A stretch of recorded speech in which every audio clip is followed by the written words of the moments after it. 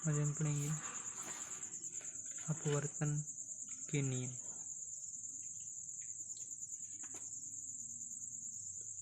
परावर्तन के नियम के बारे में, तो परावर्तन के लॉज ऑफ रिफ्लेक्ट माने नियम, परावर्तन के नियम। तो परावर्तन के नियम दिए गए, पहले हम चित्र देख लेते हैं। ये दर्पण है, यम और यम दर्पण हुआ। ये क्या हुआ? आपतित किरण हुआ। ये यन को बोलेंगे आपतित किरण, और ये यन जो है दैट यन दैट जो है यन अभिलंब है। सी और यन क्या है? परावर्तित किरण। यहाँ से प्रकाश डाला जा रहा है, दर्पण यन पे टकराता है, उसके बाद परावर्तित होकर सीधे सी पे आता है। अभिलंब तथा परावर्तित किरण के बीच बना कोण को आपतन कोण आई। अभिलंब और परावर्तित किरण के बीच बना कोण परावर्तन कोण आर तो है।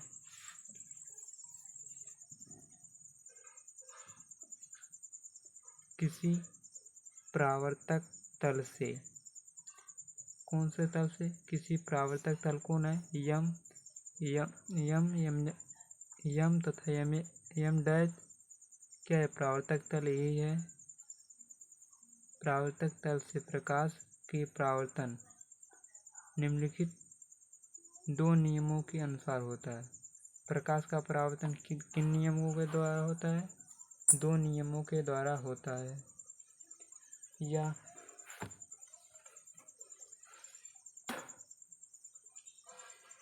दो नियमों के द्वारा कौन कौन है?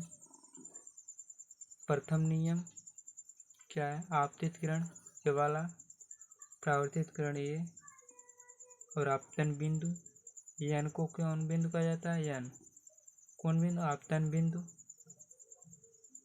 पर अभिलंब कौन है? यन और यन डैश को अभिलंब बोलते हैं। जो डाट लिखा है उसे अभिलंब, डाट लाइन है अभिलंब। यह क्या होता है? कल्पना सिर्फ मान लिया जाता है, ठीक है।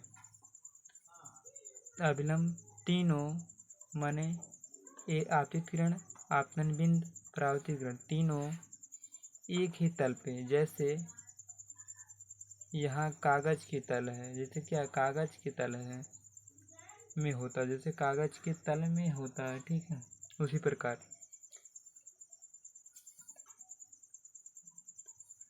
हयापतन किरण परावर्तित किरण, हरियापतन तीनों कहाँ मिला? इकट्ठा, तो एक ही तल पे मिलता है, तो यह प्रथम नियम कहलाया, ठीक है।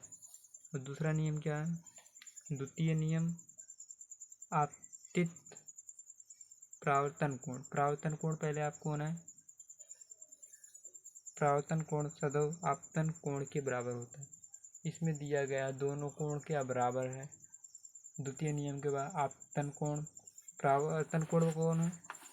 ये परावर्तित किरण है, और अभिलंब के बना कोण परावर्तन कोण आर, और आपतन कोण आपतित किरण, और अभिलंब के बीच बना कोण कौन? आपतन कोण ये वाला आई, और आर परावर्तन कोण। परावर्तन कोण सदैव आपतन कोण के बराबर होता है। परावर्तन कोण एक कोण का निशान है आर। परावर्तन कोण किससे प्रदर्शित किया जाता है? आर से। आपतन कोण आई, तो क्या अगर मान लिया जाए आपतन कोण 30 है तो परावर्तन कोण कितना होगा?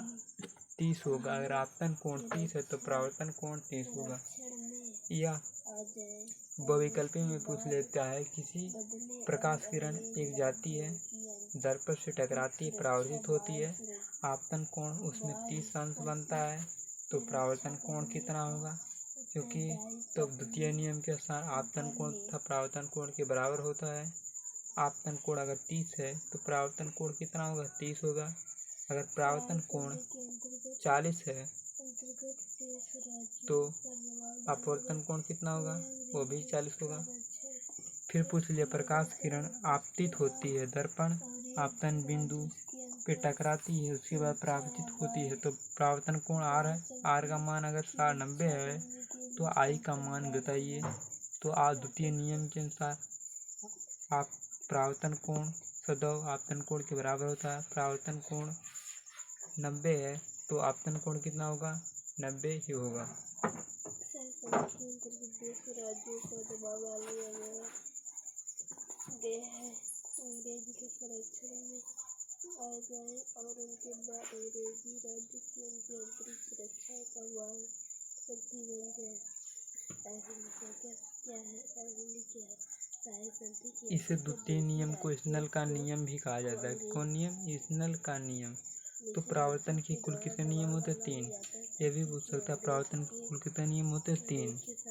परावर्तन कितने नियम होते हैं? 2। 3 नहीं 2। कितने? 2। जैन बस इतना ही।